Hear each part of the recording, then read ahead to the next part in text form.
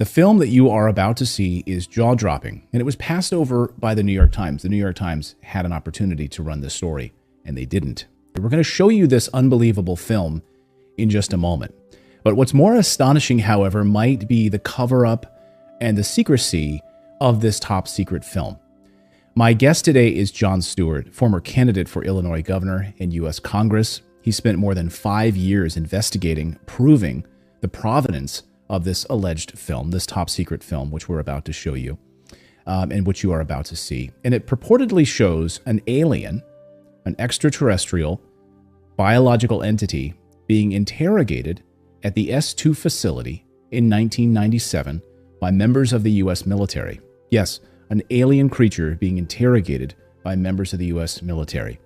And just a few weeks ago, our guest, Jon Stewart, hand-delivered his entire investigation to Congressman Tim Burchett's office, and he's become the first non-government civilian to submit a report to the United States Congress regarding the extraterrestrial phenomenon. Jon, welcome to the show. It's a pleasure to have you here on Redacted. Like most people back in 1997, this was part of, or this was a documentary that came out. I go to sit down and watch this documentary thinking alien interview. This is going to be like a weird humanoid looking person handing a clipboard over to a general at the Pentagon for a job interview. I mean, this is how my brain was thinking. And I'm sitting down, and 30 minutes into this documentary, this footage comes on. It's not professionally done. It doesn't have any cuts. There's people in the foreshadow. This gray alien is bone color, bone, like human bone. It's got round eyes, not almond-shaped eyes. If I'm hoaxing a video of a gray alien, it's going to be gray, and it's going to have the typical almond eyes. And this bizarre physiological monitor next to the bean that goes up and down and not across the screen. And then Victor, the alleged whistleblower who claimed to have helped smuggle this out of Area 51, that's the way insiders talk of Area 51. And I don't think a 23-year-old screenwriter in 96 could have made up this script that Victor was talking about. I mean, the vernacular he used was bizarre, and he used a term called medical flagging. The creature starts to medically flag. And I asked my old doctor, who was about 65 years old at the time in 97, on my annual checkup, I said, "What is medically flagging?" He looked at me, he goes, "Where did you hear that from? That's like a Army medical term we used in the 50s and 60s. I'm like, wait a minute, what is going on here? And then there was some weird, an acronym on the bottom, DNI, David November Igloo /27. And Victor tells us that was the Department of Naval Intelligence. So I run for Congress 2 years later with this film in the back of my mind going, what is going on here? And I don't want to say his name anymore because I'm getting admonished for doing so, but I was on a political bus tour, and I went up to a senator during a break, and who has passed away now. And I said, "Senator, what is the Department of Naval Intelligence?" And Clayton, you look in my eyes.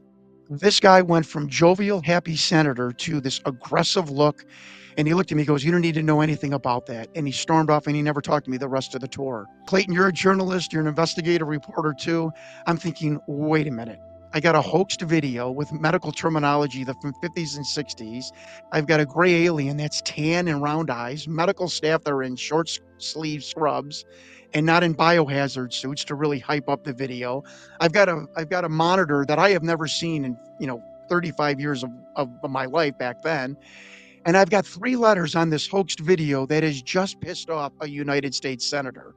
What in God's name is going on with this film? So here it is. This is, again, it's silence. There's no audio on this. What are we looking at here as we play this film? What are we seeing on our screen, Jon? Okay, contrary to Victor's voiceover, this is a film shot April of 1991, a thought projection interview of a other gray, designated an other gray, an extraterrestrial biological entity. He is a haploid, which means he came with only one sexual chromosome. Human beings are diploids. For any microbiologists out there, if I'm hatcheting those words, I'm sorry. But this being had only one sexual chromosome. He came to the S2 alpha, the official designation of the underground facility that housed the alien interrogation and retention program. That's the unofficial name of what this was. They call these interview suites the ambassador suites because the government did try for the care and did treat these and look at these beings and still do as ambassadors from other planets and other dimensions. And if you hear David Grush coughing on his words, it's because he doesn't want to tell you that some of these beings are from other dimensions. And so this being was very ill at the time. He had a respiratory issue. Now, Sean David Morton also heard. I can't verify this veracity, that it's some sort of debilitation or disease with its heart-lung sac. It does not have a traditional heart. It's got a heart-lung one sac, which was the need for the special monitor, which goes up and down, does not go across, to monitor this bizarre heart-lung one sac organ that the alien has. And behind the viewing glass were 5 men, 2 telepaths.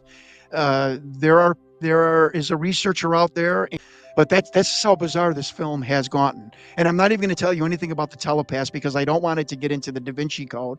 But even Doty said that the telepathic program, the people they hired, was ridiculous. They were like one step above 1-800 psychics back in the 80s and 90s. But there was 2 men in particular that were very in touch with these beings, and they would sit down with these aliens and these beings and immediately get information and relate it back to whatever military person was in the room. As you can see on the tape, the being eventually starts to medically flag, if I can use the whistleblower Victor's terminology, and he is then attended to by the medical staff. And Victor tells us that the medical staff in S2 and S4, are more chosen for their ability to keep secrets than their medical knowledge. And again, I have been in contact. I have the names of the 2 doctors that are going to be on either side of this beam. On the bottom, you're going to see DNI/27. That is the Department of Naval Intelligence. According to Richard Doty, there's like a conga line of different agencies waiting to insert their questions to this being in the 2-hour-long interview. The interviews are conducted about once a month. What did you start to piece together from people who were in the room? And so when we say hoaxed video, I think you're saying that was what the assumption you had going into this, that this was hoax. That was sort of the media speculation about this. Now you've proven and taken it to the United States Congress, which, by the way, they're about to hold a hearing on this next week. And I think that this is, if I'm not mistaken, is going to be a big piece of this. And other whistleblowers are now confirmed to be coming forward to Congress next week, civilian whistleblowers who are going to be testifying of the things that they've been a part of and seen. Like Linda Moulton Howell told me when she saw the list, you have gold here. Why? No one has ever heard of these people before. And like Linda said, and these people are on Google and are real. And I said, yeah, they are. And she said, son, you got gold here. And so I got the list of names, but I know investigative journalism. That wasn't just enough just to have the names. I mean, come on, that's ridiculous. So I started to vet every single person on the list. The first person was retired, working for TRW, and TRW. These are the men, by the way, who were behind the glass in the viewing gallery watching this thought projection interview. That's what it's called. It's not telepathy. It's actually called thought projection. And the first one worked for TRW. And I said, well, this is a hoax. He wasn't even in the military. Sean David Morton, who was in the office of the production company, who first got the call from Victor saying, I've got this VHS tape of an alien, said, no, TRW is like hand in hand with the government. They do every kind of secret project and whatnot. I said, wow. And Doty said that it was not filmed in S4. There are no alien housing there. The alien housing is in S2 Alpha. And I'm like, what's S2 Alpha? He sent me a satellite photo of it and said, that's what it is. It's called the Alien Retention Program. This being was brought in on a part of Project Pounce. Doty's like, I don't know the provenance of the being, but I think it was from the Kalahari crash where 2 beings were recovered.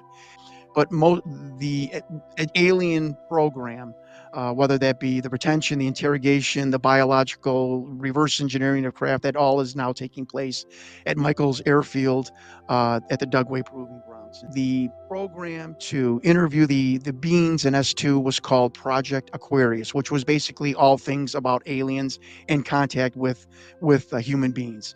And that is from the email, and that is also from Richard Doty's mouth, who is verified as the counterintelligence agent who is in his 70s and wants to tell the story, the truth of what's going on and what the government is covering up.